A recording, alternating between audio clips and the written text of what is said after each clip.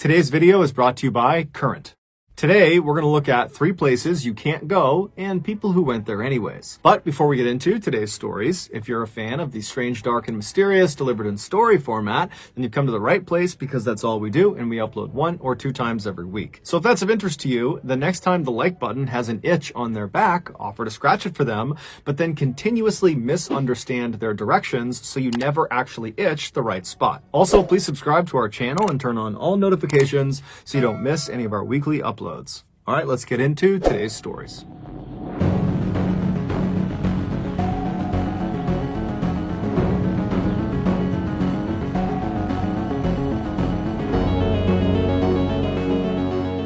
On January 1st, 2015, a family in South Yorkshire, England, gathered at a restaurant for their annual New Year's Day lunch. But one member of this family who said they would be attending didn't show up. It was 50-year-old Stephen Winfrey, who was an unemployed, divorced father of 2, who in recent years had become quite depressed. When they reached out to him on his phone and he didn't pick up, the family pretty quickly started to worry that something could have happened to him, that, perhaps he did something to harm himself given his mental state. But his sister, Nadine, who was at this lunch, she reassured the rest of the family that she had spoken to Stephen the night before and he was in great spirits and had told her that his plan was to go rabbit hunting the next day on New Year's Day before heading over to the restaurant for lunch. And because Nadine knew that her brother recently had really taken a liking to rabbit hunting, it was one of the very few things that actually made him happy, she told the family, look, I bet you anything he just lost track of time and he will get here late, or maybe we won't see him at all, but at least he's out doing something that makes him happy. And so the family was reassured by this, and so they sat down at their table, they ordered their food, and the whole meal, everyone's kind of looking over at the front door, expecting Stephen to come strolling in at any minute. But when they finished up eating, he still had not arrived. And so as the family was getting ready to leave the restaurant and head back home, they all decided that, you know what, I'm sure Stephen is fine, he's doing something he loves, I'm sure he did just get carried away, and so we'll just wait for him to contact us. And so the family, they all leave the restaurant and they spend the rest of the day at their respective households, and then the following morning they all get in touch with each other and they discover that still no one has seen or heard from Stephen. And so at this point the family just felt like there was something off about this, and so they contacted the police and they reported him missing. As the police were getting ready to head out and begin looking for Stephen that day, they received a call. Stephen had been found. Although the exact details of what happened to Stephen may never be fully understood, this is the best theory that the police have come up with. On New Year's Day, January 1st, the day Stephen was supposed to meet his family for lunch, he had gotten up early and headed out to a nearby forested park to do some rabbit hunting, just like he told his sister he would be. He had gone to the park with his dog and some ferrets. The way Stephen caught rabbits is he would release these ferrets into various rabbit holes, and then he would stand back with his rifle and he would wait for the ferret to run the rabbits out of their holes, out into the open, and then he would raise his rifle and shoot at the rabbits, and then his dog would run over and grab the rabbit and bring it back to him. And so all morning long he was doing this with relative success, and then something happened to where Stephen decided he needed to actually look inside of one of these rabbit holes. Perhaps one of his ferrets got stuck or one of the rabbits got stuck, but either way he wanted to look into the opening of one of these rabbit holes. And so he walked over to it, and apparently he couldn't quite see whatever it was he wanted to see, and so he got down on his hands and knees and stuck his head into this rabbit hole opening. Now, these openings to these rabbit holes are pretty narrow, and so once he forced his head inside, it got stuck. He could not pull it out again. And so all around the outside of this hole where his head was stuck, there were these deep divots that his hands had obviously dug once he realized he was stuck, because he was trying to dig the entrance a little bit wider to get his head out. But as he was working really, really hard and laboring to kind of dig this hole out, he was burning up the very limited amount of oxygen that was inside of this hole. And so very quickly, as he was trying to save himself, he would have started to struggle breathing because there just wasn't enough air in this hole. And so when it became clear he was starting to suffocate, he abandoned the approach of trying to dig himself out and began trying to contort his body outside of the hole at really extreme angles to try to pop his head out even if it meant breaking his neck in the process. But no matter how hard he tried, he just could not get his head out. The following day, January 2nd at 4 p.m., this is after Stephen has been reported missing, a person walking through that forested park, they found Stephen. They saw his body poking out of that hole at a really extreme angle, and so they called the police. The police showed up to the park, and they confirmed that Stephen was dead. He had suffocated. His death was not ruled a suicide. It was determined to be an accident. As for Stephen's dog and his ferrets, they were found near his body, and they were unhurt. Before we get into our next story, I want to talk about today's sponsor, Current. Nowadays, virtually everything we do in our lives is done either exclusively online or there is an option to do it online. And I think we can all agree that that represents progress. I know that I opt for the online option virtually every single time. But there is one area of our lives that seems slow to evolve, and that is banking. It's shocking to me that in 2021, many banks still require us to actually go into their physical location to handle certain aspects of our account. And I don't know about you, but I don't like the idea of sitting in front of a bank rep and making major financial decisions while someone is literally waiting for me. That's so stressful. After signing up with Current, which is a mobile banking app, they send you your very own custom debit card. Here's mine. And then after that, everything is done online. They have a great rewards program. They have a great savings program called Savings Pods. No more pressure, no more inconvenience, just money management done exclusively online the way it should be. Also, Current and I are going to be giving away $10,000 to you all. The way it works is you go download Current using the code Mr. Ballin, and then you could be one of 20 people that receives $500 from this promotion. Okay, back to the stories.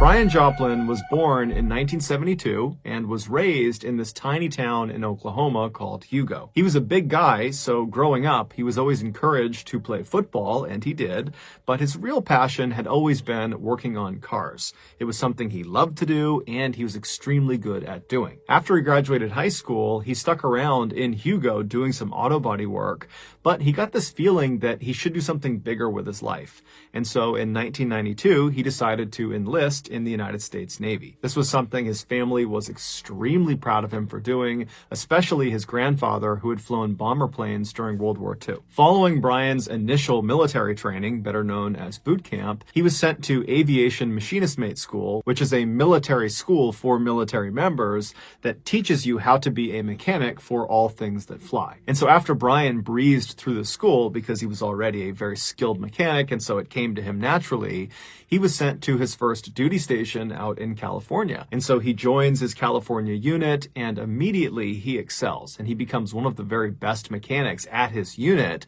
despite being one of the most junior. And while he was in California, he also met his wife, Belinda. And so over the next several years that he was in California, and then he moved around to Texas and a couple other places, he just continued to shine at work. And at home, he and his wife began building a family. They had 2 daughters. And so by and large, everything in Brian's life was going exactly to plan until Brian made a terrible mistake. Fast forward to October 4th, 2005, and Brian, who was 32 at the time, was deployed with his unit to Bahrain, which is a country in the Persian Gulf. That particular day, Brian, along with 2 other mechanics from his unit and 2 pilots from his unit, had been tasked with flying from Bahrain north to Kuwait, which is another country in the Persian Gulf.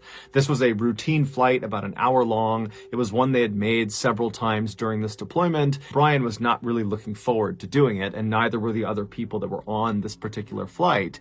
But Brian decided the way he would make this trip less monotonous and boring is he would perform the stunt. So Brian and the other 2 mechanics, they load in the back of this helicopter in the cargo area, so the passenger area of this helo, and the 2 pilots, they load into the cockpit. And within a couple of minutes, they were 125 feet off the ground, careening forward out over the Persian Gulf at over 120 miles an hour. Brian and the other 2 mechanics in the back of this craft had elected to keep the back loading ramp that folds up and down to allow people to come in and out of this helicopter.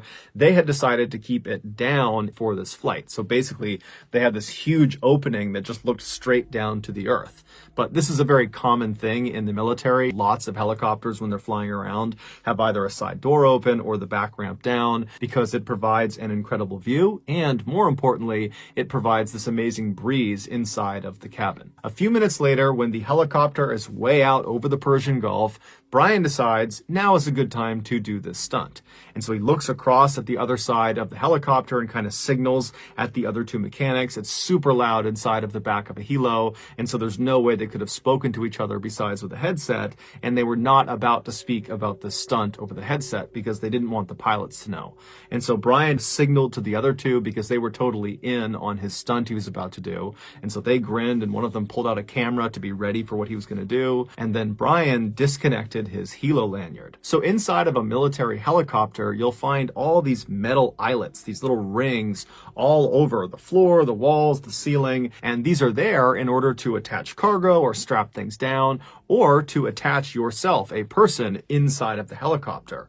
And so the way you do that is by using your helo lanyard. It's this belt you wear that has this special strap that comes off the front of it, and at the end of this 1 or 2 foot long strap is a carabiner, a clip, and you clip that onto any of those eyelets. And so that keeps you from flying out of the helicopter if the pilots need to maneuver suddenly, or if you lose altitude, anything can happen inside. And so Brian removes his helo lanyard and then grabs this stretch of nylon rope. It was like a crudely built safety harness that kind of functioned like a helo lanyard in the sense that there was a carabiner on one end, and on the other there was a way to attach it to yourself. But unlike it being this belt and kind of high-tech system that attached to him, it was really just kind of a slip knot on one end of this 10-foot-long line.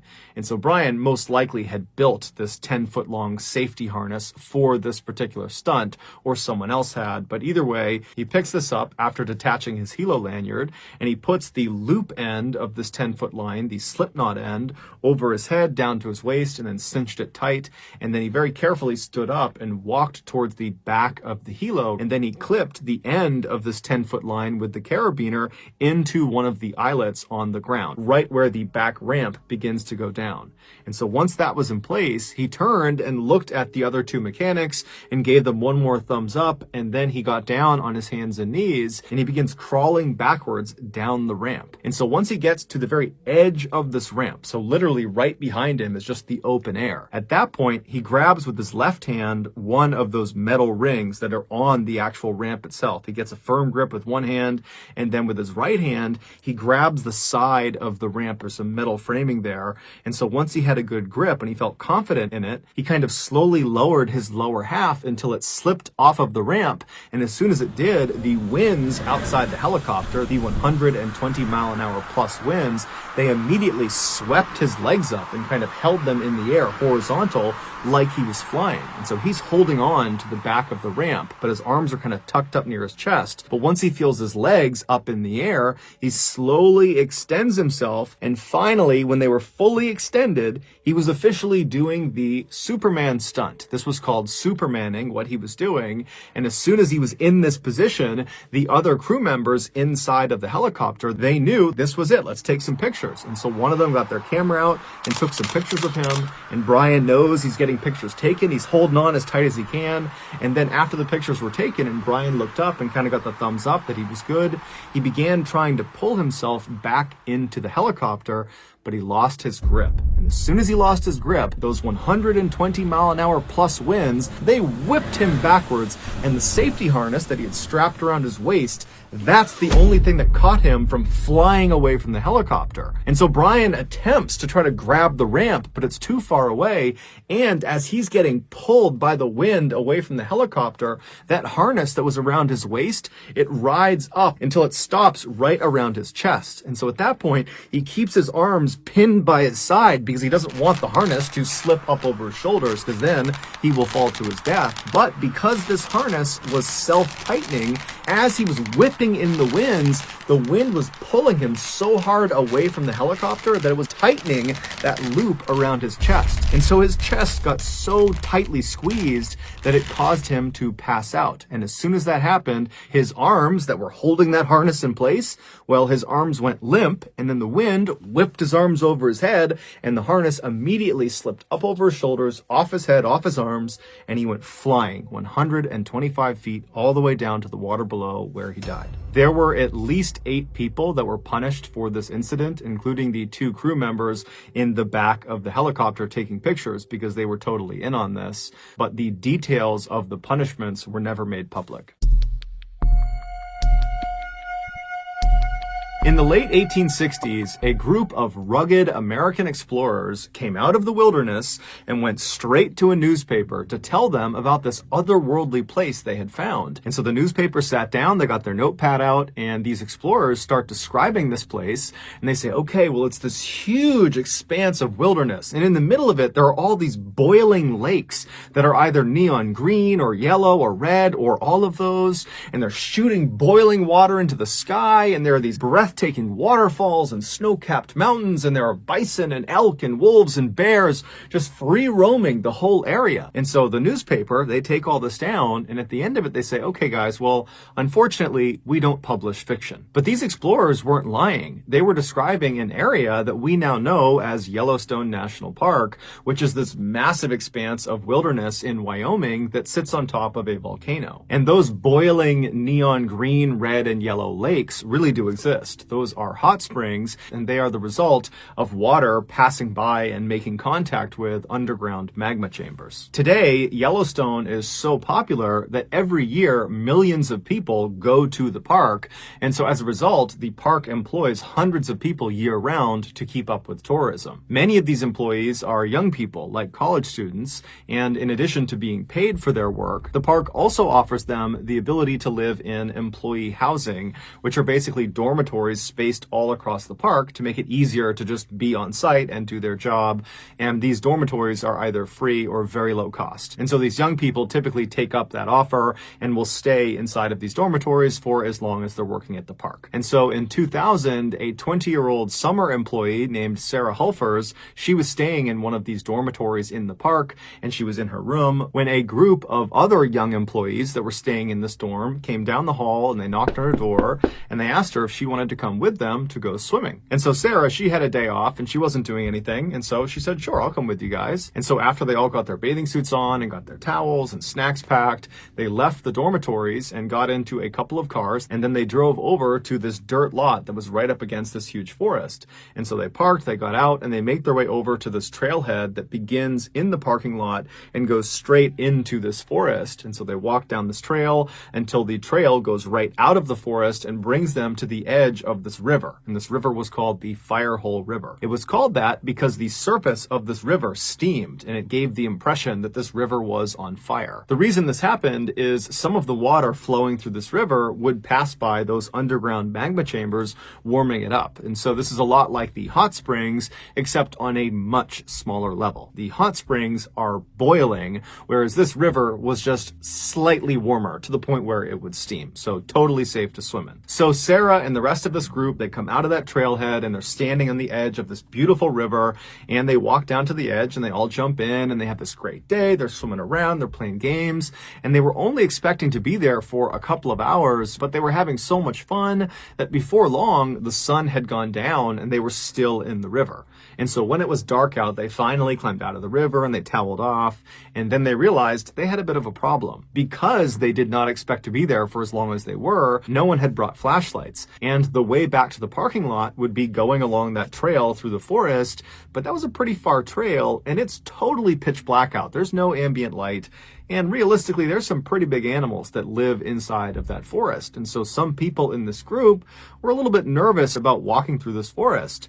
But ultimately, about half of the group said, you know what, whatever, let's just run through the forest and get back to our cars as fast as we can. I'm sure nothing will happen to us. And the other half decided they would look for an alternative route that would skirt the forest and allow the moonlight to be their guide along the way. That second group was made up of Sarah, along with two 18-year-old boys named Lance Bucci and Tyler Montague. So Sarah and these two boys, they're standing there and they're watching the first group go into the forest and disappear. And then she, along with these two guys, they turn right and they begin skirting the river and walking around the forest.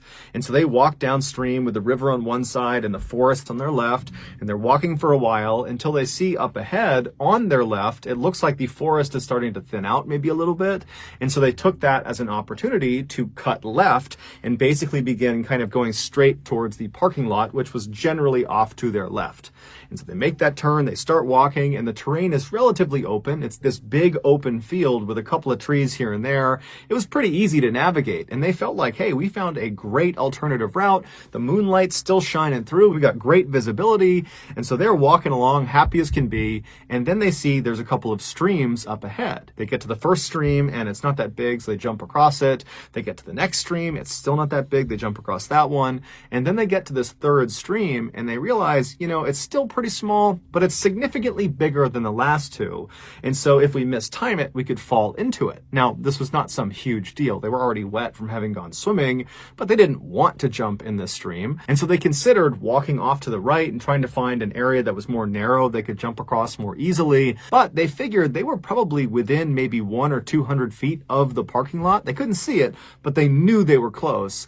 And they really didn't want to go farther and farther away to only have to just jump over this thing anyways. And so they decide, you know what? Let's just jump across it. Let's just do it. If we fall in, we fall in. And so the three of them backed up from the stream to give themselves some running room. And then they grabbed hands. And at the same time, all three of them ran forward and leapt across the stream. And they cleared it. They landed on the other side, but the ground they landed on was kind of loose and soft. And so it kind of crumbled underneath them and they all fell backwards into the stream. In the darkness, this stream had looked like the other two streams they had seen, albeit a little bit larger. And so they were not thinking this could be potentially hazardous if they fell into the water. But it would turn out this stream was extremely hazardous. It was nothing like the other two streams they had encountered. This one was runoff from a nearby hot spring. And so the temperature inside of this stream was 178 degrees Fahrenheit. So it was practically boiling water and it looked like it was shallow, but in fact, this stream was 10 feet deep. And so when this trio fell into these scalding waters, they let out blood-curdling screams, and the other group that had ran down the forest path, they had got to the parking lot and were waiting for them. And so they hear this scream and they just take off running in the direction of the screams. They cut right through the forest and they come out to that field and they find Lance and Tyler are on the edge of the stream, desperately trying to pull Sarah out of the water. And so the parking lot crew, they run over and they grab Sarah, they pull her out. They don't really know what's happened. They don't know this is some boiling stream, but it very quickly dawns on them when Lance and Tyler and Sarah just continue to scream outside of the water that something is horribly wrong. And so one of the people in the parking lot crew, they take off running, they go into one of their cars and they drive and they get help. And not that long after, a helicopter would arrive and it would take Sarah, Lance, and Tyler to a nearby hospital. It would turn out Lance and Tyler, when they fell into this water, they only submerged up to their necks. And as soon as they hit the water, they immediately turned and got themselves out again. So they were only in the water for maybe a second or two. And these things ultimately saved their lives. Although they did still have burns over almost their entire bodies. They had to go through dozens and dozens of surgeries and years of rehab, and they had to pay all this money for medical bills. So it was not a smooth course after they got pulled out, but they lived. As for Sarah, she was not as lucky. When she fell into the water, she completely submerged. Her head, her body, all of it went under the water, and then she just could not get herself out again. And so she stayed in the water much longer than the guys did. When she was admitted to the hospital, despite the fact she was talking and conscious, the doctors very quickly realized they had a big problem with her. A third-degree burn, or a full-thickness burn, is when the outer layer of skin gets destroyed and also the inner, deeper tissues of the skin also gets destroyed, including the the cells that are responsible for reproducing skin. And so if you get a third-degree burn, that part of your body will not heal on its own. You literally have to get a skin graft. And a skin graft is effectively a skin transplant. They will take other sections of skin from your body that are unburned, and they will place them over that site where you have the third-degree burn. But when Sarah was wheeled into the operating room, it was determined that she had third-degree burns on 100% of her body. So there was no unburned skin to use for a skin graft. Her whole body was ruined. And so despite their best efforts, Sarah would pass away 15 hours after arriving at the hospital. A year later, Lance's family would sue the National Park Service for not having put up a sign near that particular stream to warn people of its dangers. But that lawsuit was tossed out because it was determined that the trio, Sarah, Tyler, and Lance, had chosen to walk off trail in a known thermal area, and so they were being negligent, not the park. So that's going to do it, guys. If you found the secret in today's episode, let us know in the comments section what it is and where you found it, so give us the timestamp. And if you're the first to do that, we'll pin you at the top of the comments section. If you got something out of today's video and you haven't done this already, the next time the like button has an itch on their back, offer to scratch it for them, but then continuously misunderstand their directions so you never actually itch the right spot. Also, please subscribe to our channel and turn on all notifications so you don't miss any of our weekly 1 or 2 video uploads. We are now selling merchandise like flannels and hats and sweatshirts and all sorts of stuff. If you're interested, go to shopmrballin.com. If you want to learn about upcoming deals and promotions for our shop, go to our shop's Instagram page. The username is shopmrballin. If you want to get in touch with me, you can direct message me on Instagram or on Twitter. My username is Mr. Ballin. I also have a ton of content over on TikTok where my username is also Mr. Ballin. We have a second YouTube channel just called Mr. Ballin Shorts where we post random short videos and lost episodes. We also have a Facebook page just called Mr. Ballin where we post condensed versions of the longer episodes you see on YouTube. If you have a story suggestion, please submit it to our subreddit just called Mr. Ballin. It's linked in the description below. So whether I see you on Twitter, Instagram, TikTok, Reddit, YouTube, Facebook, or some combination, just know that I really appreciate your support. And until next time, that's going to do it. See ya.